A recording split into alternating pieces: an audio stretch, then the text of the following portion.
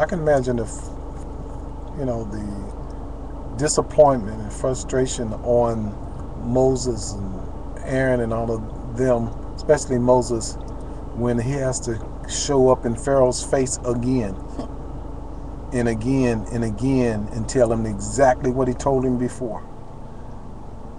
You ever seen something that's stubborn and it's hard to get out, or it's hard this and that, but the Lord allowed that. He had put that on him. But the Lord shows you that even though that he allowed that to happen, to be in Pharaoh's heart, that his will be done. Right. His will, it shall be done. It shall be done. If the Lord wants something to happen, his will shall be done. I'll tell you a good example. Okay, the way that Pharaoh had been so stubborn, he didn't hearken unto the Lord, whatever that, and however Moses had came before Pharaoh to tell him, let my people go. It's almost the same situation with your children or your spouse or your family member, your mom or dad, how strong-hearted and strong-headed they are. That's right. Where it comes to the Bible, or if it comes to their health, or if it comes with working too much, or you're trying to get them to do their homework or doing chores, whatever, they won't hearken unto you. Or you try to tell the children, or especially your children, just don't do drugs, or don't drive with a suspended license, and don't go out there and be with the wrong crowd, or don't be part of the gangs and all these other things, because you might end up getting in trouble, or you might get killed, you might get shot at, you might be paralyzed. Or don't eat certain fried foods, or don't eat any fried foods at that matter. Watch your weight, watch this and that. So it turns out that all of a sudden, when they realize that something had happened, that's when things starts to open up to realize that I didn't hearken unto you at that time when you told me not to, but now I'm open up because this just took place to me. This would happen to me. So that's what happened with Pharaoh. With everything that took place, that he had those plagues placed upon him, but the plague was placed upon him so that the Lord would get recognition of who he was. Those plagues were, all those things were gods. Exactly. Gods. Exactly. And so we have to understand that no matter what we say is in the plans of the Lord, he has control over everything. Mm-hmm. So, I'm just saying that it's almost like your children, you're telling them something and they won't listen. They won't listen. I guess the same term for saying hearken, but they won't listen to you too as well. And sometimes people get, like I said, disappointed when it just seems like wherever the Lord is saying, this man to turn around Pharaoh, he turns around. And, he said he's going to do something and then he doesn't. That's just like the adversary. He never is going to do things right. No. He's going to tell you he's going to do things right. People, how people tell you something, all the time they're lying.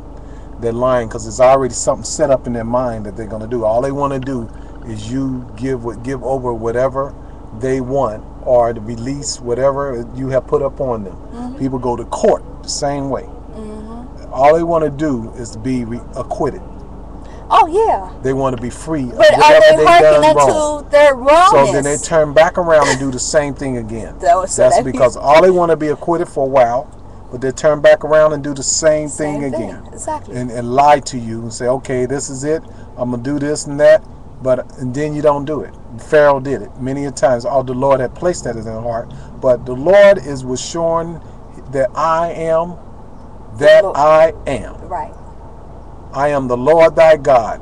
The same one, in other words, was with Abraham, Isaac, and Jacob. Mm-hmm. And you saw the deliverance of the people of God, Abraham, Isaac, and all of them. You saw what the Lord had done then. Mm-hmm. He'll do today. He'll do in this world today. Mm-hmm. It just seems like the enemy has a hold. But if we keep on going back and telling the enemy to let my people go. That's what it's right. all about.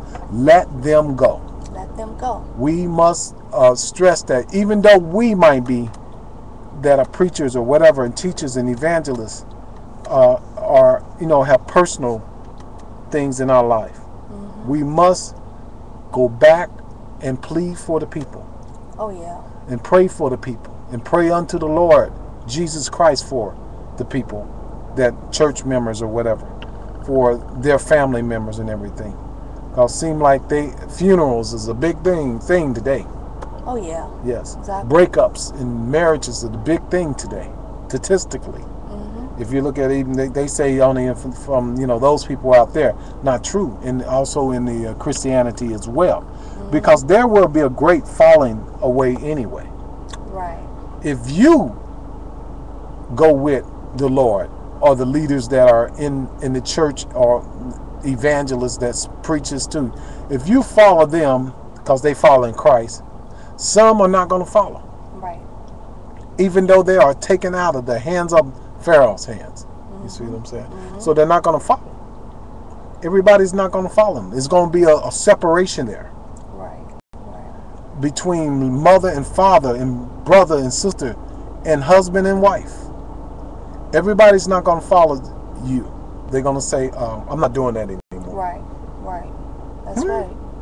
That's right. That's a backsliding mind. Because things didn't blossom and things didn't grow like you want to. I know preachers only had 8 or 9 members for many years. But the Lord had called them. Right. And they waited. Next thing you know, the Lord blessed them to be in another church, and the church was already big. Because their members, they only had like 8 or 9 members, and they were senior citizens, but they were members. Right. The Lord moved them, and now I can name one that has grown and grown. You know what I mean? Hopefully in the Lord. Yeah, really.